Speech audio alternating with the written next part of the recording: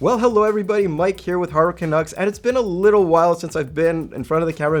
Maybe you've missed me, maybe you haven't, but I've been on vacation, and during that vacation, I sort of picked this up. This is a brand new shirt, and there's a lot of opinions about it. Personally, I love it. Cameraman? I love it too. He loves it too. My girlfriend, on the other hand, she doesn't get it. She absolutely hates it. She actually said that it looks like one of my grandmother's dishcloths.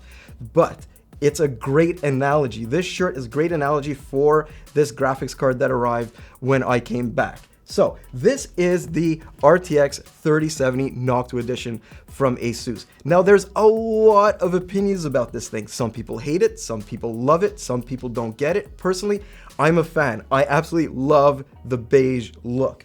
But with all of that being said, I wanted to get a little bit more into the information and some testing about this card. And yes, I know I'm a little bit late here because I was on vacation. There's some other content out there about it, but I wanted to talk a little bit more about what I found, whether or not I'm impressed or disappointed, and a bunch of other things right after a message from our sponsor.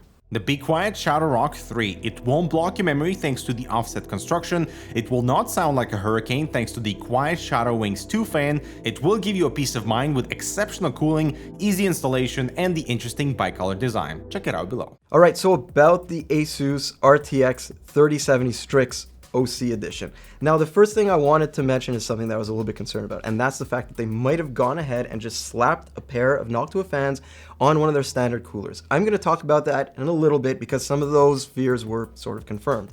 Now, on the other hand, this is actually not the first time that Noctua and ASUS have teamed up. As a matter of fact, years ago, and 4 years now, their Ryujin CPU coolers, or their AIO coolers, have actually been using Noctua PPC fans. So this sort of team up isn't unprecedented. But what is unprecedented is something that I wasn't prepared for here, and that is the thickness of this boy. Look at this. This is not 2, this is not 3, this is not 4 slots. This is 4.3 slots high. Now, that's not really going to cause an issue if you mount it into your case in sort of like a standard orientation and you have that height below your first PCIe slot. But what I found is that if you're trying to mount this bad boy vertically to actually see those fans straight on, because heck, that's what you're paying for here, right? This thing is going to slam right up against the side panel of 99.999% of the cases on the market, and the other 0.1%, there isn't actually going to be enough airflow room between the side panel and the fans for there to be actually any air sucked into the fin array. I mean, it's ginormous, and simple numbers, well, they just don't do it any justice, but here they are anyways. The size really stands out when I ended up comparing it actually to some of the other RTX 3070s I've got here in the office. Just look at it next to the Founders Edition, the EVGA RTX 3070 XC, and the little guy, the RTX 3070 ITX from Zotac, that's also called the Twin Edge. And the biggest thing that I found is its weight. The first time I hefted this thing, this feels like a ton. It's actually 1,575 grams. And whatever that is in pounds for you Americans, it's right up here. The editor who's behind the camera, he's gonna take care of that. It's chunky, it's heavy. No, it does not come with an anti-sag bracket, and that's something you need to take into account. But what does all that mass actually get you? Well, from a design perspective, the RTX 3070 Noctua Edition is pretty straightforward, and no, it does not use a Noctua Designed heatsink. Well, not really. While Noctua have had some feedback supposedly in the design, this is a pretty simple modification of ASUS's tough RTX 3070 heatsink design. All they did is space the heat pipes a bit further apart and gave just a little bit more cooling mass by adding width and height to the fin array. Then of course they slapped a pair of Noctua's legendary NF812 fans to the heatsink, gave it a new shroud design, and well, guess what? That's pretty much it. There's also a few other callbacks to tough RTX 3070, or should I say they just copied the thing. For example, the backplate's the exact same one, but now it's a simple brown tinted color, and there's a few small visual changes to make it look more Noctua. I mean, this thing even has the same BIOS switch as the Tough Edition with the performance and quiet modes. The nice thing about this design are the easily swapped out fans, but I'll be honest with you, I'm not sure that's something you'll actually want to do because these are actually two of the best fans on the market right now.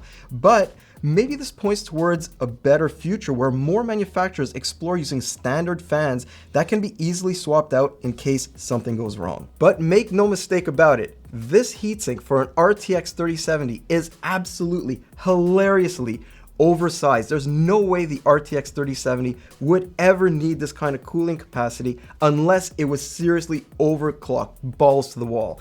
But is it? The answer to that is not really, because what ASUS and Noctua are trying to do here is really fine-tune the performance, the looks, and above all else, the noise profile. They're going for the quietest heatsink on the market. And now that means that they had to sacrifice a little bit when it came to the OC model and how far they pre-overclocked this thing. So even with all of this cooling potential, this isn't the fastest, highest overclocked RTX 3070 around. Far from it, actually. The specs that you're getting here are exactly the same as the RTX 3070 TUF. I'm guessing ASUS simply didn't want this competing with their higher end ROG series that go for huge premiums. But still, it would have been nice to get something, anything more than that TUF series part. And for the privilege of owning this beige card, what do you pay? Well, the price is $760 US. Now, I know that is a far cry away from what Nvidia launched the RTX 3070 at, but we cannot forget these days. First of all, there's two $30 Noctua fans slapped onto this thing, or maybe it's $55 if you buy them in a package of two. The other thing you have to take into account is we're in one of those situations where transport costs have gone through the roof, component costs have gone through the roof, supply and demand is absolutely batshit crazy right now. So yes, those much less expensive RTX 3070s are now premium priced. I hate justifying it like that, but it's just the fact of the market right now. But I also wanted to talk, of course, about performance, because you are paying a premium for this thing if you can actually find it. So in order to see how it performs against some of the competition, what we have here in the office is the RTX 3070 Founders Edition, the RTX 3070 Twin Edge that I talked about before, and the RTX 3070 XC from EVGA. I'm going to put all those up against this to see how far ASUS was actually able to push this out of the box. And then, yes, I want to talk about overclocking, because that is the interesting part here. Starting off with real-time power consumption, and the Founders Edition averaged 215 watts, while the Zotac Twin Edge wasn't actually too far behind at 212 watts. They really needed to limit that card because of how small it is and its relatively limited cooling capacity. Meanwhile, the EVGA ended up at 233 watts, which is just shy of Noctua's performance mode at 237 watts, with a peak of about 247 watts. And that quiet mode though, that was pretty interesting because it had about the same power envelope as the performance mode, even though there was some lower peaks here and there. Even though there wasn't much separating the power, temperatures are where the Noctua just blows everything else out of the water. And honestly, it better, given the price and the fact that you've got the Noctua branding slapped on this thing. Even in its quiet mode, it's by far the best here, and performance mode takes things to the next level with temperatures that are below the 60-degree marks right through the end of the test. So that's pretty impressive, but does it even matter when it comes to clock speeds? And the answer to that is no, not really. That extra shot of juice and the lower temperatures actually didn't end up leading to 1 iota more amount of clock speed headroom than any of the other cards.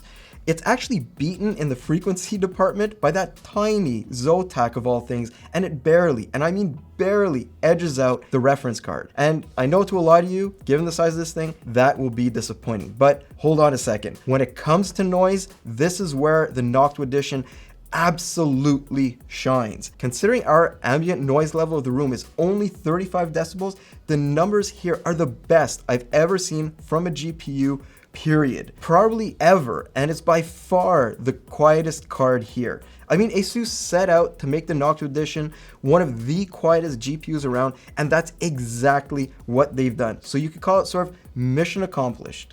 But is it really mission accomplished? And that's something that I needed to sort of like think to myself the first time I saw those numbers.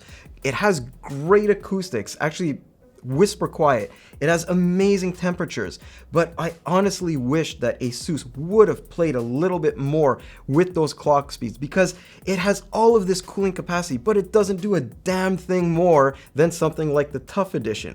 But what about overclocking? Overclocking, this thing, I was crossing my fingers that it would shine. So let's check out those numbers too. Well, with a bit of that massaging, I was able to get the Noctua card moving along at an average power consumption of 258 watts, which resulted in a clock speed of 2.15 gigahertz.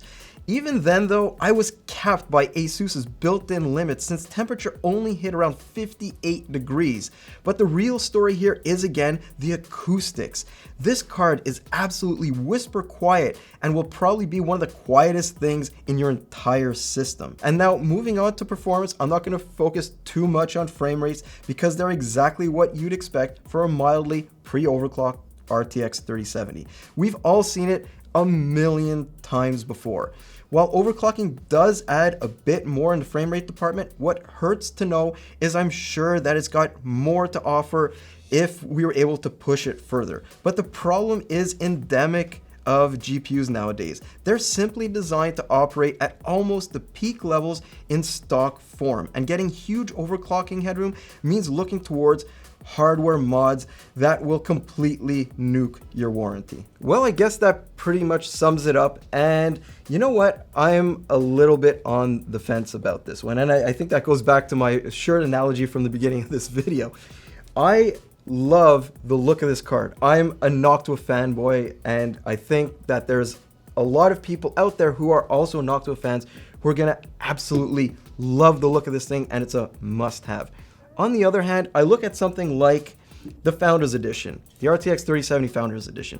Now this thing, you could tell, it has been precision engineered. Look at the size of it compared to this Noctua card. And yes, it's a little bit louder, it's a little bit hotter, and it's a little bit slower. But when you look at the two together, you can tell engineering versus, well, it's not necessarily laziness, it's just a little bit more, I guess you would call it, conservative. Yes, they upscaled the Tough card, they slapped a pair of Noctua fans on it, and I'm not really going to fault them for that because they know the market that they're catering to.